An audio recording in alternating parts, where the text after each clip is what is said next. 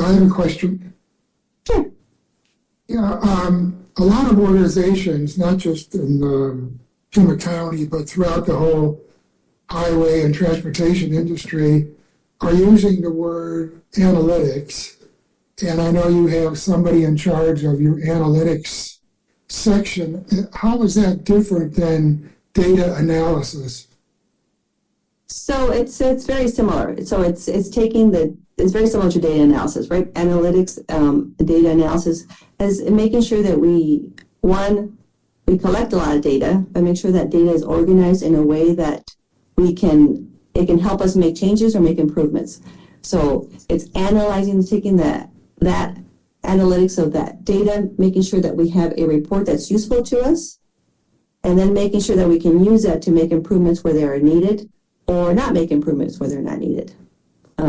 So it's all about the data gathering and the data organization and the reports that data can give us. Does this include doing the traffic counts and doing the crash data collection every month from the sheriff's department as well? Yes, it does. All that data collection is included in there. They still have those 32 or 33 permanent count stations working? I don't know if all of them are working, since we're also using the streetlight data to provide some traffic volume for us. The actual counters, if they're working, they're still out there, but if they are no longer working, we are not replacing them. Okay, thank you very much. You're welcome. Okay, any other questions? Mr. Chair? Yes. Yeah, Anna, thanks for this. It's great, and I can really see the modernization of the department on paper now.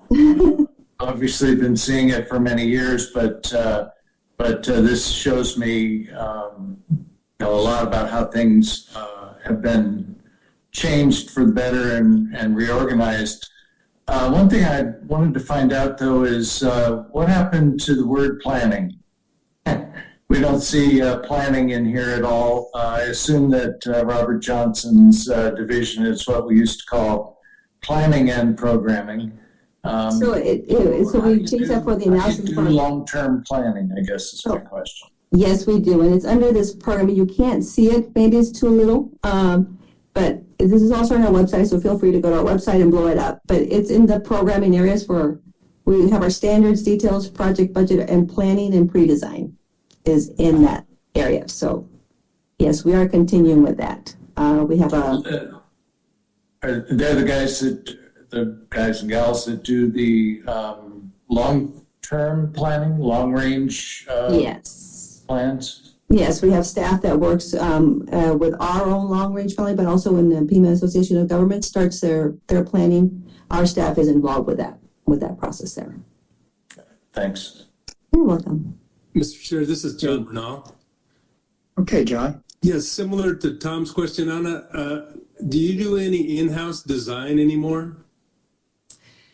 We do. We still have the capability to do a little bit. Of course, it takes some time. So, so Leon Ranch Road is a perfect example of we did that design all in-house with our staff and produced a small set of plans for that. So if it's a small project that won't have a lot of technical reports that are needed for like a drainage report, traffic studies, we will do that small in-house design. And which division is that in? It would be under Robert Johnson's. It's also part of the pre-design and the project budget and the oversight. So that staff is there. Thank you. You're welcome. Okay, any more questions? This is good. Thank you for the excellent presentation and the highlights of what your divisions are doing, how you're organized. Very helpful for all of us on the committee. So thank you very much. Well, thank you. Okay, let's move to road repair update. Michelle Montenegro. Oh, I'll get it right sometime. We can have a laugh through some of this. Thank Thank you, Mr. Chairman and members of the committee. I am Michelle Montanino with Pima County DOT, and I will provide you with an update on where we stand with our fiscal year 22 pavement program. So in the completed projects, we have the 2 milling projects of Town of Ajo and La Bella New Day. We also have the curb ramp projects for Green Valley and the Catalina Central. I don't think this has changed since our January meeting. We do have 2 of the big, milling and paving projects. The the Arivaca project was supposed to be done at this point.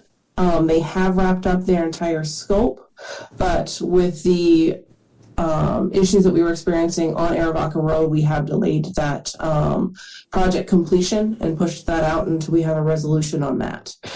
So that's why that one's not showing up in the completed projects list. And then we ran into some utility issues on the Mary Ann Cleveland milling and paving portion, which is why the southeast area is not in this column. But both projects are still moving forward.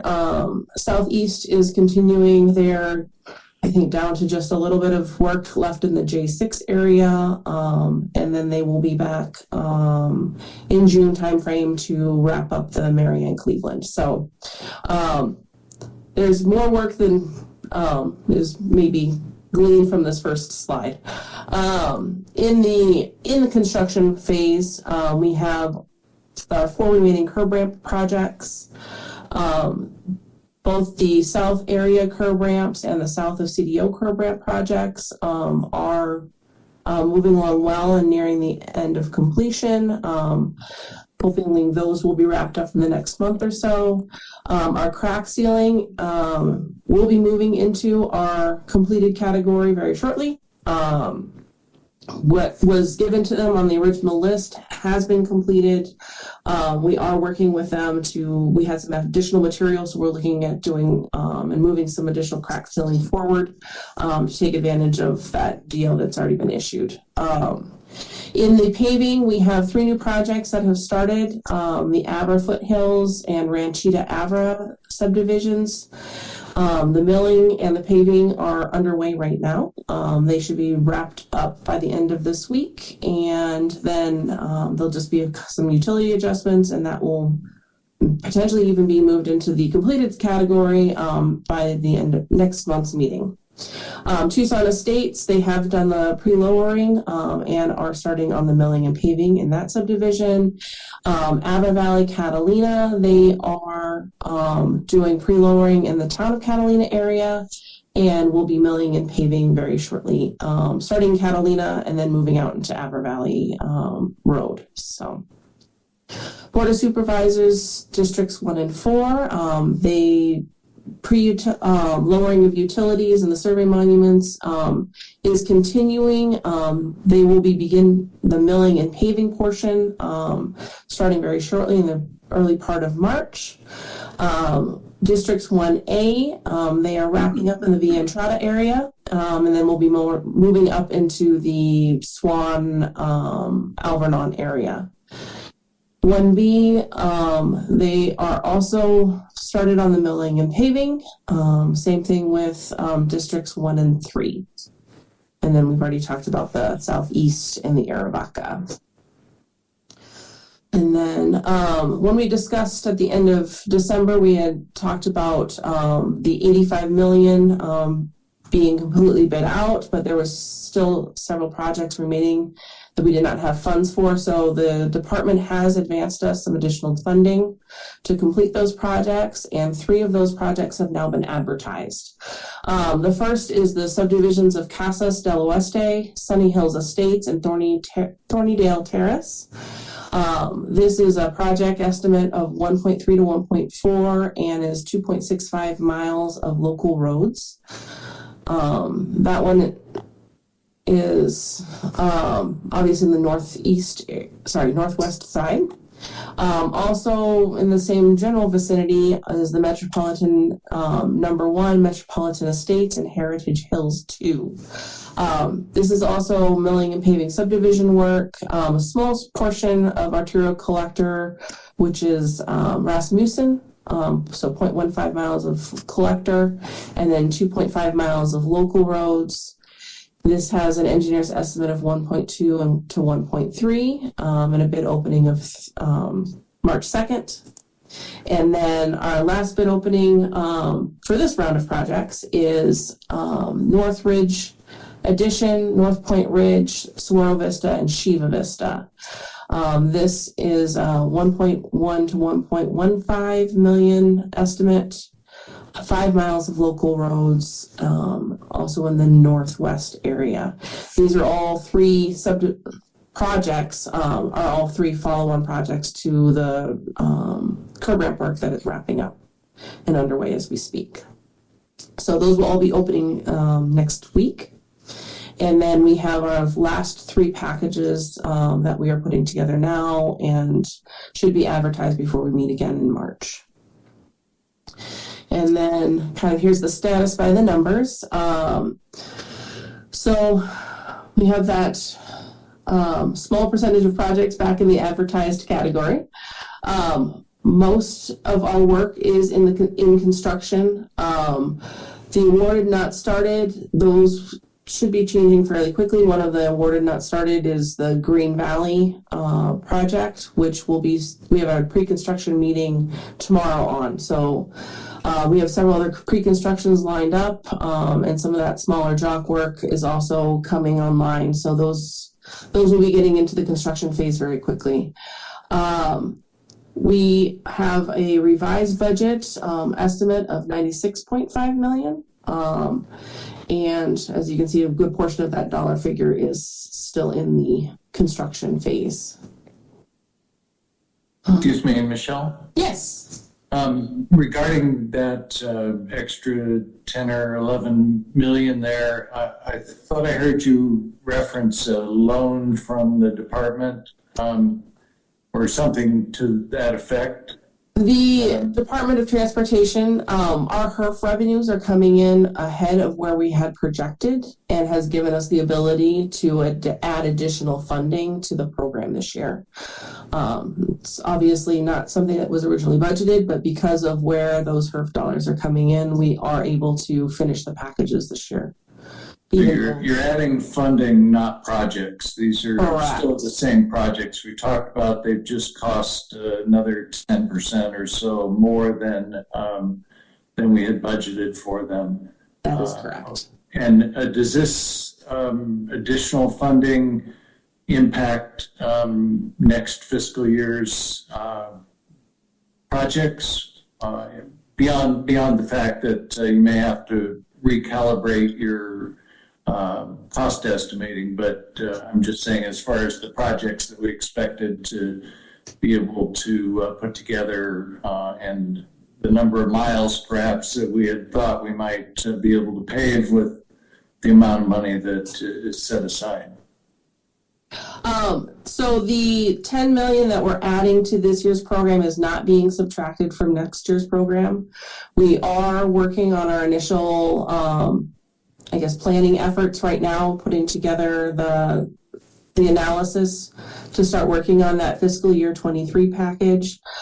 We should have the road list. We're right on schedule for having that road list put together for April. We are taking into account the elevated pricing that we are seeing this year. And that will impact how much we can accomplish with the dollars set aside. But that dollar amount that we had projected overall for funding has remained consistent for the fiscal year 23 program. Yeah, I guess the obvious question after that is, I guess you'll let us know once you've done the analytics, but how does that impact our anticipated schedule of 2030 to have everything at 80 or higher?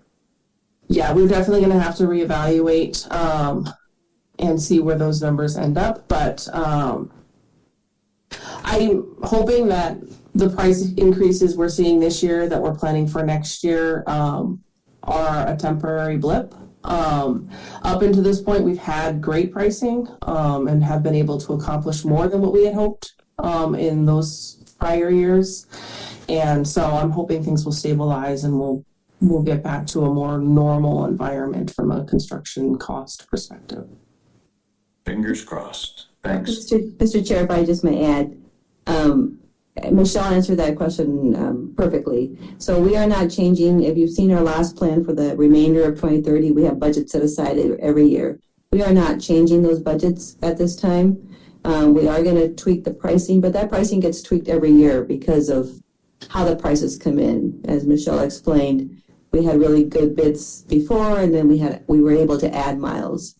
We were lucky this year that we had higher prices of bid prices, and we were lucky that we had enough revenue that we did not have to take away projects. You know, that had always been the option. Before, we had really good prices, we were able to add more miles. And the thought had been, well, if we reach a year where there's higher prices, we're going to have to start taking away projects from a set plan. And we were lucky that we did not have to do that this year. And then, of course, we'll come up with next year's. And, you know, and by 2030, there could be other valleys, you know, hopefully not too many more peaks. Maybe there'll be a few more valleys in the next 10 years that we can work with. But at this time, next year's program budget is the same. And then the year after that, we're keeping it so far the same. Excellent. Any other questions? Hey, Mr. Chair, this is Tom Beresny. Yes, Tom. Hey, thank you. Hey, so Michelle, you said that tomorrow you're gonna have your pre-construction meeting for the Green Valley area roads. Once you get a schedule firmed up, can I get that to make sure that the folks in the Green Valley area are aware of when that's supposed to start? Sure. We can provide that information. Obviously, you know, any schedule we get now is still preliminary and subject to change, but it would definitely give you a ballpark to look at. Okay, and you stated that there were three bid packages that still haven't gone out yet. So I'm assuming one of those is Summer Haven, correct? That is correct. One of them is Summer Haven, and the other two are the countryside area. Okay. A few months ago, you briefed that we're also going to do, I think it was called fog sealing on some roads. Mm-hmm. How is that going ahead? Is that going to be impacted because of the budget constraints or what? Nope, that is moving forward as well. We have the contract awarded. We have a pre-construction meeting in the next couple of days. That's one of the ones that will be moving into in construction phase. They actually have a very quick schedule. It's only about 2 to 3 weeks long. And so, but that's starting up in March. Okay, yeah, let me know on that one too, because we got some roads down here impacted by that. Absolutely. Thank you. Thank you, Mr. Chair. Sure. Any other questions? If not, thank you for the really solid presentation and congratulations on your position. Thank you. I see that smile. Okay, let's move to the next topic, which is the RTA next update. See Tom McGovern's on the call and Catherine Skinner, so it's all yours. Good afternoon, Mr. Chair and members of the committee. I'm Catherine Skinner, a Deputy Director here with the Department of Transportation. And I'm just going to give a brief update on the RTA Next program. So last time I'm having a delay on my computer. Can you hear me okay? Just fine. Okay. Bye-bye. So last month when we met, we discussed that the RTA board would be taking action on appointing new members to the Citizens Advisory Committee of the RTA Next, and that did go ahead and happen. So they recommended the approval of 10 new members, which brings the Citizens Advisory Committee up to 32 members, and I imagine they'll start meeting again hopefully in the near term. I don't have a date on their next meeting. They did hold 3 openings for additional members because there were no applications for citizens from City of South Tucson, the Tohono O'odham Nation, or the Pasquiyaki tribe. So they'll continue to try to pursue new members from those specific geographic areas. At that same meeting on the 27th of January, the Regional Council and RTA Board took some additional actions which are going to affect RTA Next and also some of the structures of existing RTA committees.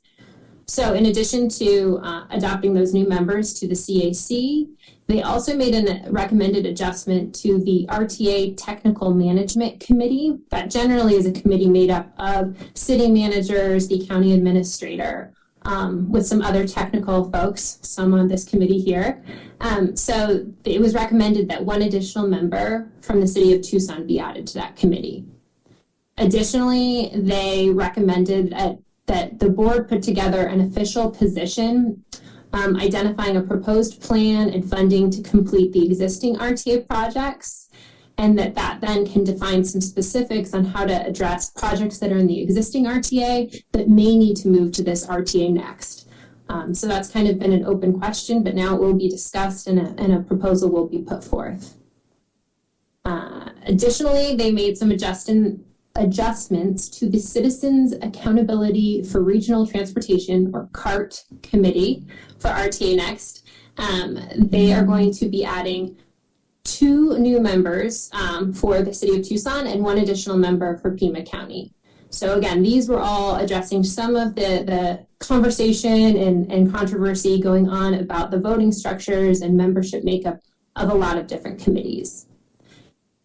The last action that's going to affect RTA Next potentially is there's some direction being provided to the CAC requesting that they look at how in the RTA Next plan, the plan will be reviewed at some sort of interval, a 5-year interval, a 10-year interval, in order to assess feasibility and need of some of these scopes that were put forth originally. Because as we know and have experienced in the existing RTA plan, things can change over a 20-year time period. And so establishing some process to revisit that was discussed. But further detail will be forthcoming. So that's kind of the overarching summary of what's happened in the last month. It's a lot of activity and some concrete steps forward. And I'm hopeful that CAC will begin to meet again. As we had discussed previously, at this point, all of the jurisdictions have submitted projects for RTA Next. And so the work is really in front of the CAC to start studying those projects and the composition of the new plan. So I will turn it over to Mr. Tom McGovern. I don't know if you want to share any additional information on what has happened and potentially when a CAC meeting might be forthcoming. Yeah, just a couple of tidbits. That was a very thorough and excellent summary of what all has been happening in the last month. I will mention one thing about the last thing you said, that all of the communities or the jurisdictions have now developed their plans or their project lists to submit. We still don't have the cities, though, officially. It was published at one time, but it has not been put into the website or the actual database that is maintained by PAG. So still waiting for that, and not really knowing why that's been delayed, but apparently they may be tweaking it some more. So as far as the rest of it goes, it's all completely accurate. We are starting now the onboarding of the 10 new members and the anticipated 3 more by doing some training and briefing. They've got 3 years of catch up ahead of them and only now about 6 weeks before our first scheduled meeting of this newly constituted CAC. So April 4th from 1 to 3 p.m. is the date that's been set aside. And after that, the first and third Mondays of each month, with the second meeting of the month, that it being on the third Monday, being optional. So if needed, the meeting is at least set aside and advertised and available for the committee so that we can try to get things going as quickly as possible, while understanding that oftentimes when a meeting occurs, a lot of work is generated for the staff and for the other jurisdictions, questions back to the board and other things like that kind of delay the process for a short period of time anyway. So other than that, I think Catherine covered it all, and we just continue to get prepared now to start back up and to develop a plan that we can take to the public. And at that point, hopefully find some common ground among all of our different jurisdictions and citizenry so that we can put forward a plan that the voters will embrace. I think that's it. Mr. Chair, this is John Bernal. Yes, John? I might be able to add a bit of information on some activities with the RTA. The Technical Management Committee that I sit on has recently activated the 5-member task force, project review task force, because we've had some of the lead agencies propose scope changes. So the task force has met twice already. We committed ourselves to meeting every 2 weeks.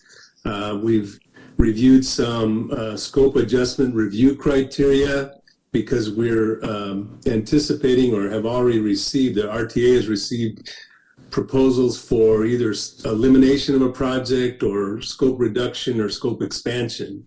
So all of those have to be at least reviewed from a technical point of view, reported back to the Technical Management Committee, then interacted with the Citizen Advisory Committee. So that's beginning now. As I said, we've had 2 meetings. The second meeting was the RTA's opportunity to share with us a lot of reference documents that we're going to be referring to. And we expect the next meeting in the next 2 weeks to probably dig into the City of Tucson's First Avenue project, which is proposed for some scope adjustments. So that's also an ongoing effort. So as you can see, the RTA process is really getting fired up. That's what I had, Mr. Chair. Very good. Good addition. Any questions for John, Tom, or Catherine? If not, let's go on to the next topic in the agenda, which is future meeting discussions, any topics that committee members have on their mind that might be of relevance to us that we should put out there for consideration. So any additional topics?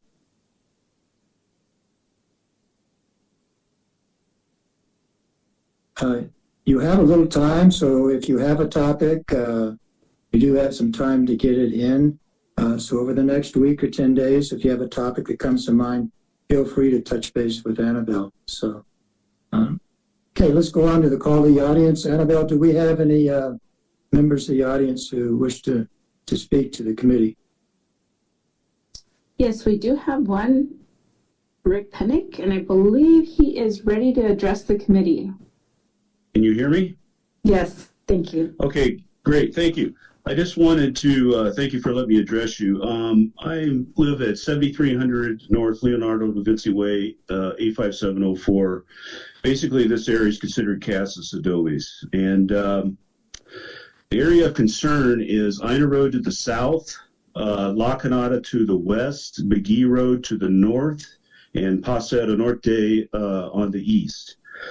This area, the roads are an absolute disaster. I heard the word used while I was sitting here listening, rough. I think this goes beyond rough. My neighbors have lived in this area for over 30 years. These roads have never been resurfaced, yet all the roads around the area are in good shape. For example, on the south side of Ina Road, Leonardo da Vinci Way, the road I live on, you wouldn't even know we're in the same city. It's perfect. There's not even a pothole over there. But you come on the other side of Viner Road, it's just a disaster. So what's going on in our area is we have 4 churches. We have Harrelson Elementary, and we have Cross Junior High. Now, all the parents cut through our neighborhood and all of our roads to pick up and drop off their kids every single day, twice a day. We have all the school buses pounding on the pavement through this area.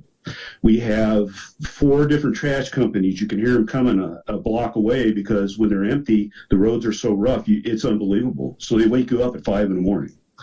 We have, especially San Martin, road, some of the manhole covers in that area are 4 to 5 inches below grade. They're extremely dangerous. We have kids in this area that walk to school, and I think they're at risk. I've called down there, and you guys have come out and patched over hundreds of potholes. The latest technique I saw them do was they came out and sprayed some kind of tar in a hole and threw some pea gravel on it. To me, that's not doing a good job. The other thing, I addressed the issue of the roads around us. If you go to the north of McGee, those are Estes homes, slump block homes. This area is supposed to be an older established area. The homes were built in the 60s. My guess is these roads have never been touched since the neighborhood was built. And I think it's long overdue. I have a Dodge Cummins truck. To drive my 3/4 ton truck down through this road, it's unbelievable. I mean, you can't even hardly control your truck. My car, we try to walk our dogs. We have a 17-year-old Jack Russell. We try to put her in this little fancy buggy that my son bought us for Christmas so we could put her in because she can't walk. We can hardly control the buggy on the road. That's how bad it is. And when they do come out and sweep the roads and do some patching, they scoot the asphalt off the side of the road, so there's chunks all over. When I go to take my trash cans out, I got to pick up all the chunks in front of my house. It is not good. The other thing is I can't understand how these roads and choices are made for repaving. I go to church at Hardy and Northern, and there's a street there called Nortrino.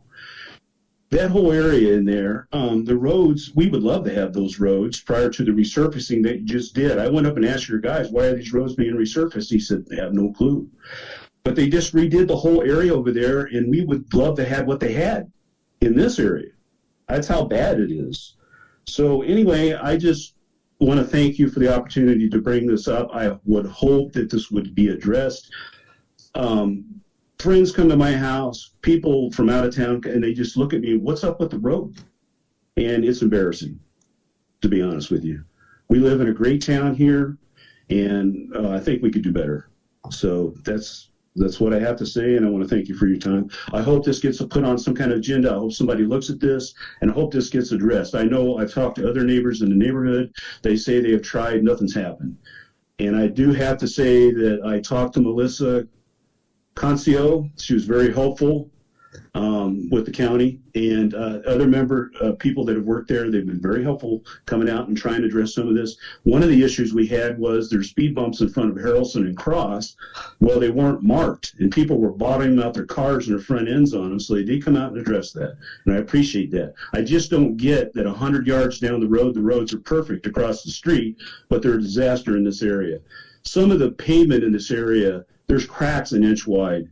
I used to live in the old Finster house with Finster's day school here in town. I bought it from them years ago in San Yucca Estates. That road in there has never been touched since those homes were built in the 50s. It's ridiculous that it's this way. So if there's some way we could address it, I certainly would appreciate it. And I want to thank you for your time. Thank you, Nick. And we are working on this, and we do appreciate your input. Last year, the committee went through reworking of the criteria for roads, working on worst first, but we added some criteria related to schools and sidewalks and so forth. But any event, we can't answer all your concerns here, but the staff will put together a response, and we're happy to share it with you. We do appreciate your coming forward, letting us know about your concerns, because all the members on the committee have concerns for their districts. So it stretches across the county. We do have a plan to make it right by 2030, but the staff will put together a response knowing you have some legitimate concerns in your neighborhood. We appreciate you letting us know. Thank you, Mr. Chairman. I appreciate the time. Okay. Our next meeting will be March 22nd. You'll get a notice ahead, as you usually do, for the new members. One in particular, Charlene, welcome, and you'll get plenty of notice on the meetings. So I would like to entertain a motion for adjournment. Would someone like to make a motion? I motion to adjourn, Charlene. Okay, do we have a second? Second, Who was that? McGovern. Thank you, Tom. Try to make it easy on Annabelle. Yeah. All in favor, say aye. Aye. Aye. Okay, thank you all. It was a great meeting. We appreciate everybody taking the time. Thank you. Have a great, Welcome, great few Charlene. weeks. Thank you, everyone. Thank you. Anyway, have a great few weeks. Look forward to the next meeting. You know, I'll take care. Bye-bye. Thank you, Mr. Chair. Thank you.